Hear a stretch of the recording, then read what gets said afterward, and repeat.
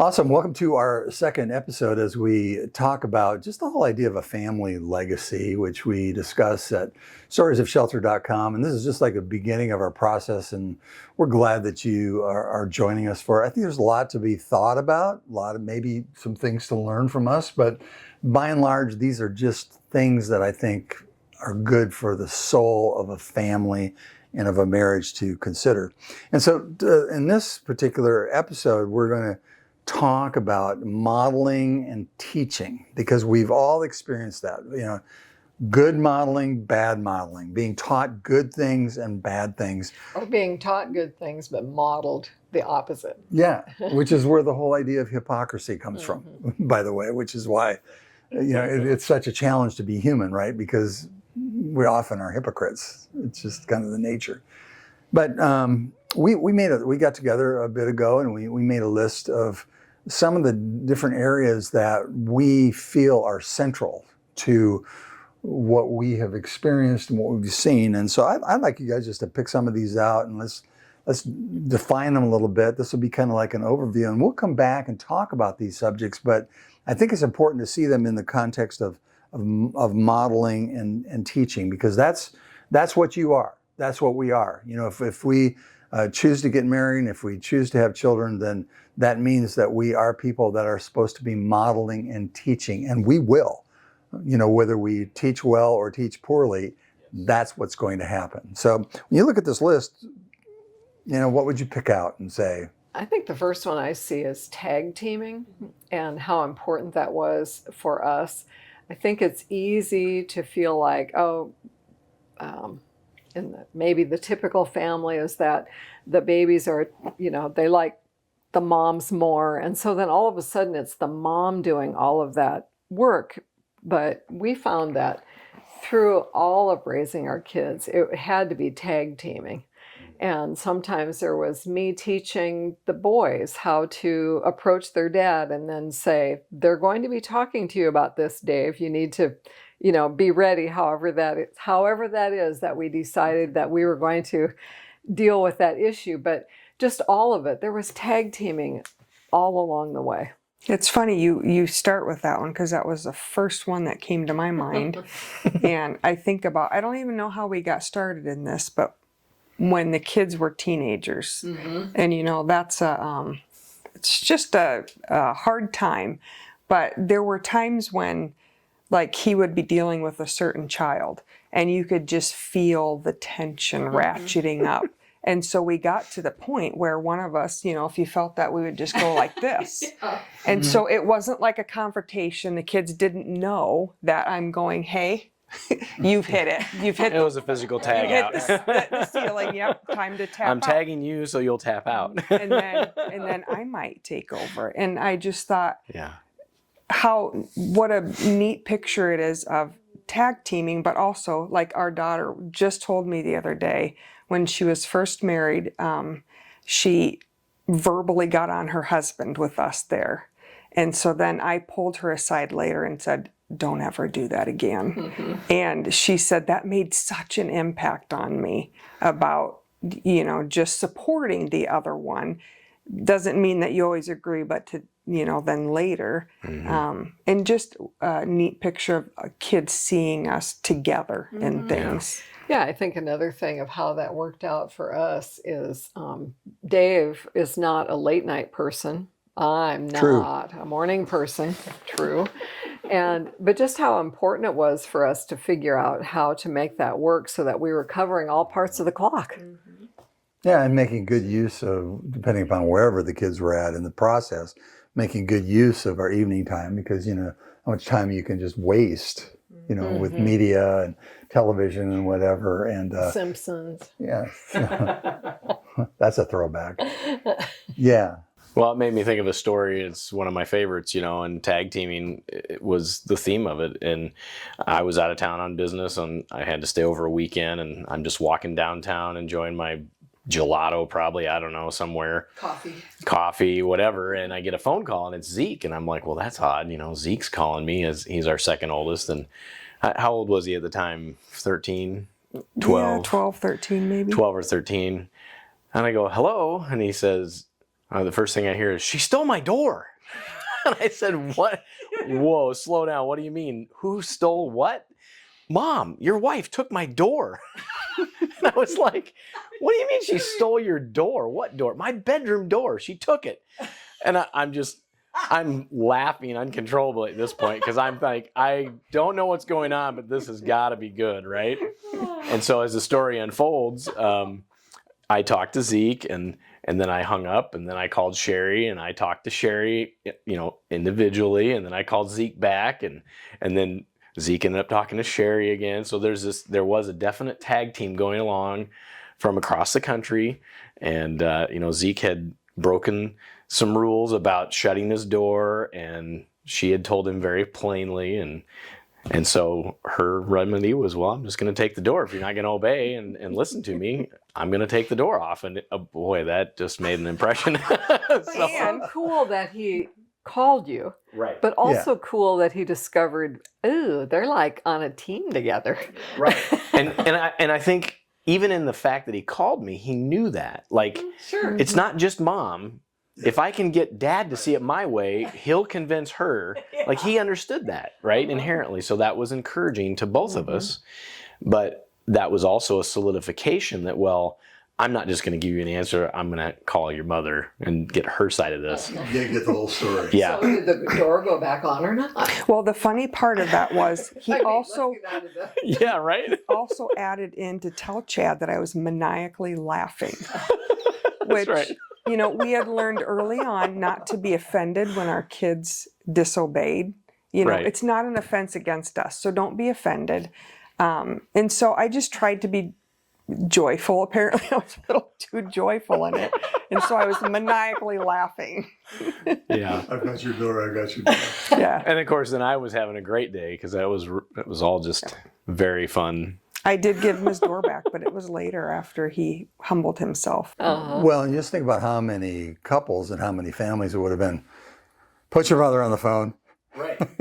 Yeah, I've heard that. Instead I've of- run into that. Or just talk to the kid and gang up against Mom or not do anything or be very passive or not even be called because they know like they're not in the picture, they're not going to do anything. And so there's a whole plethora of outcomes that could happen there. And I think that was an insight for us kind of in the middle years of our parenting, the second oldest being 12 and recognizing, hey, this is a good path to be on. They're seeing we're a team. We're acting as a team. We're not just making quick decisions by ourselves. We're doing it together. We're doing the best we can. They see that. They feel loved. They feel sheltered, but they also like their shelter. They want their door back, that kind of stuff. So it was just a really good experience that stuck with me, probably just, because of the craziness of it. But Well, and this also sort of leads to the topic of watching our kids like hawks. yeah. It was obvious you were doing that. It would be easy when you're tired and Chad is gone to let something slide.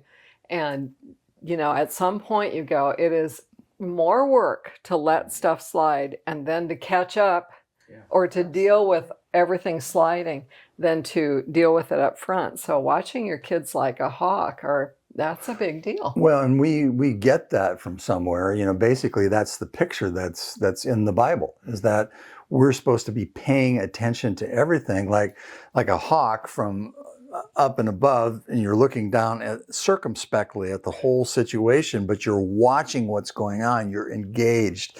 And so that's what you're talking about. And when parents parent that way, you got two hawks, and you got four eyes, and sometimes you really need that if you got 3 or 4 kids and they have different ages and all that kind of stuff.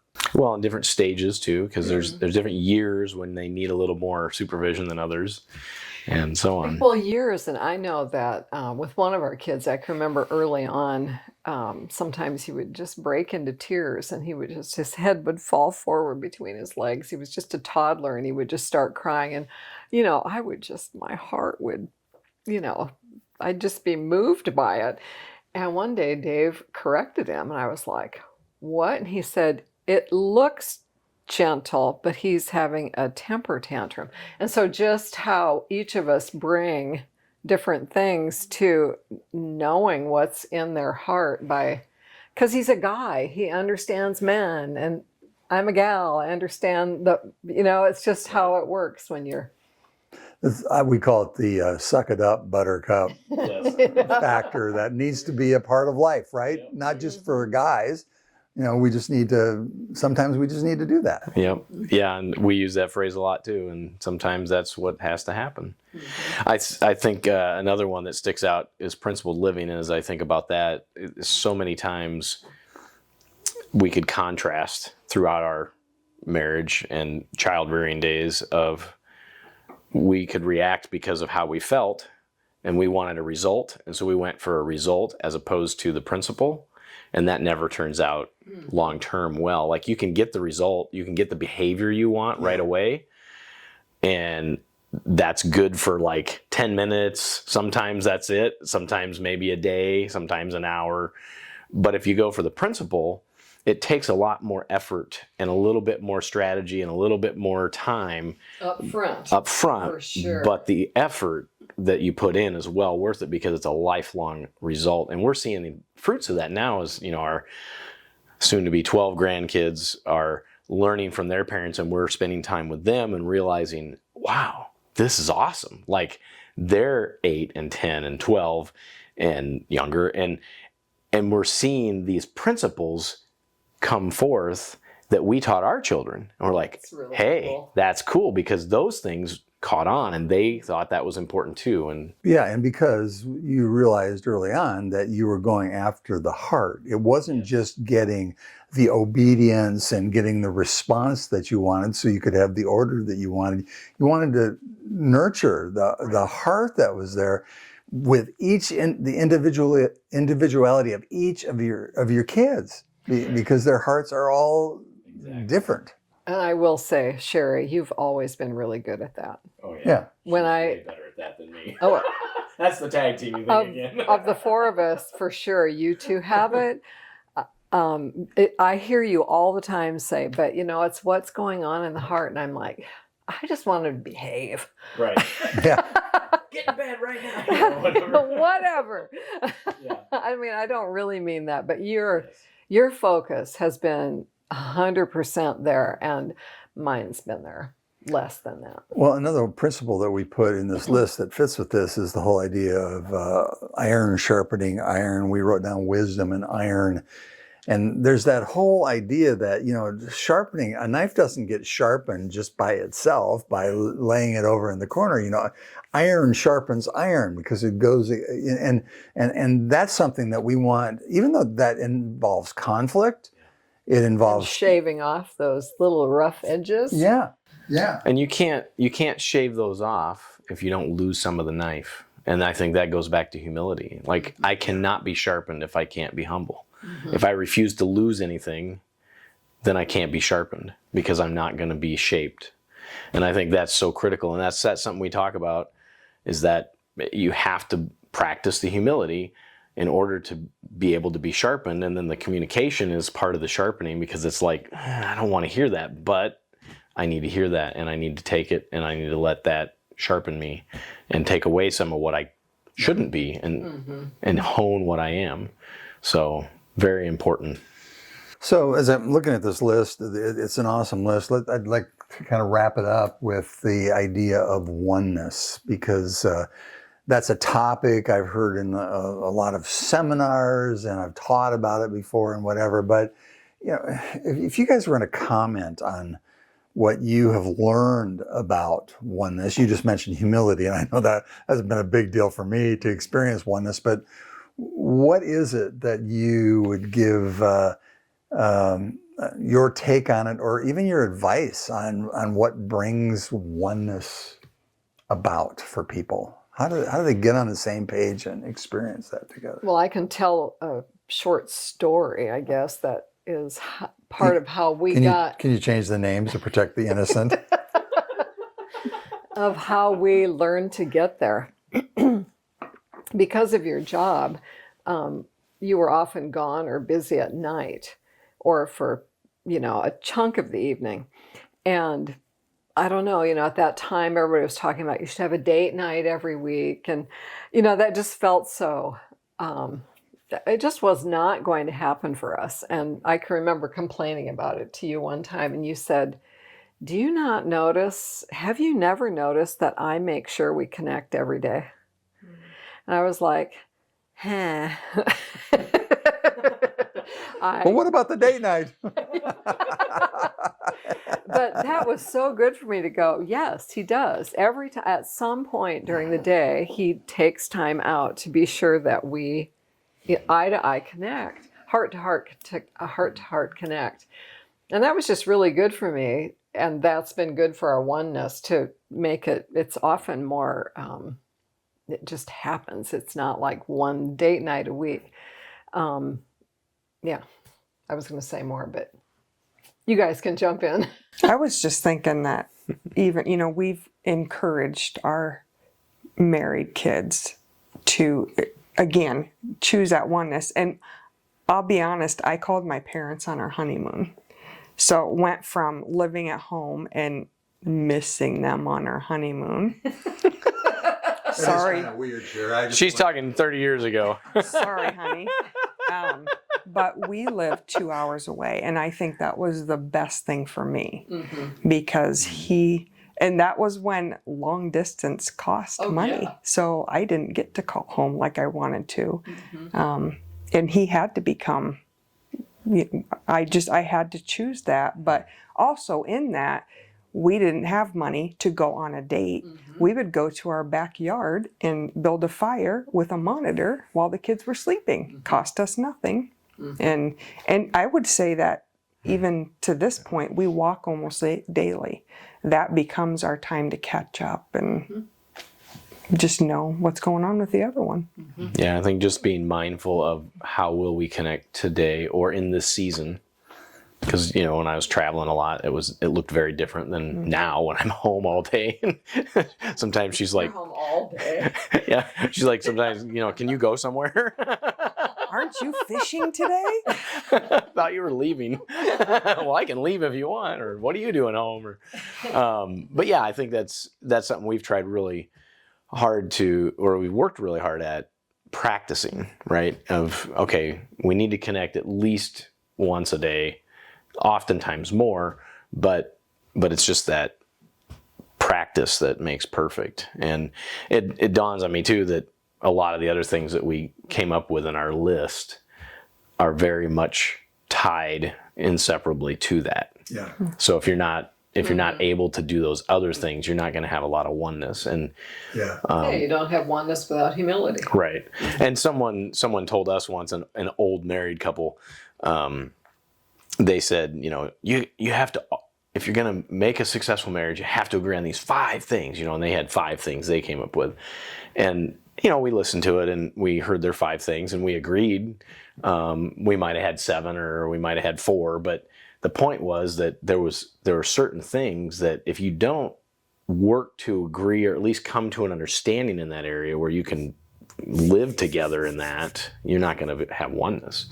And it's really refreshing when she says something and I go, I agree, or I say it, she agrees, or somebody else says something and we both look at each other, we know right away, that comes with time and age, obviously, but that's a rewarding thing to grow that oneness and practice that and say, we're working this out. It's not always easy. And again, it goes back to losing part of yourself and saying, well, yeah, I'm going to adapt because I do love this person and I do want to succeed at this and not be alone in life and so on. Bernadette grew up in a small town a couple hours from Des Moines. And so, once we were involved with each other and headed toward marriage, then that was where I got to be in her background and her environment because we were both living in Des Moines when we met. And I can remember being at your parents' home and they were showing me some pictures or whatever. And I'm going through and there's a picture of this blonde, curly-headed girl, and she's holding a doll, and she's feeding the doll. And I looked up, and she said, "Yeah, that's me."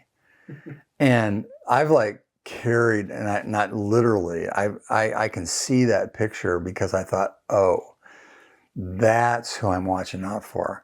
I'm looking out for the soul that's there, not the little girl, not the old woman, not the everybody in between. I'm watching out for that soul. And that's the kind of oneness. When you see people achieving that in life, it's an incredible reward to see that kind of a connection and an experience that. Yeah, that's really good. So those are some of the subjects that we'll be talking about over the weeks ahead, and maybe dive a little bit more deeply into some of those. And if you have any other things that you'd like to add as far as things to talk about, you can always find us at the number 4 at fourthstream.com. Welcome to Stories of Shelter. It is so good to be with you.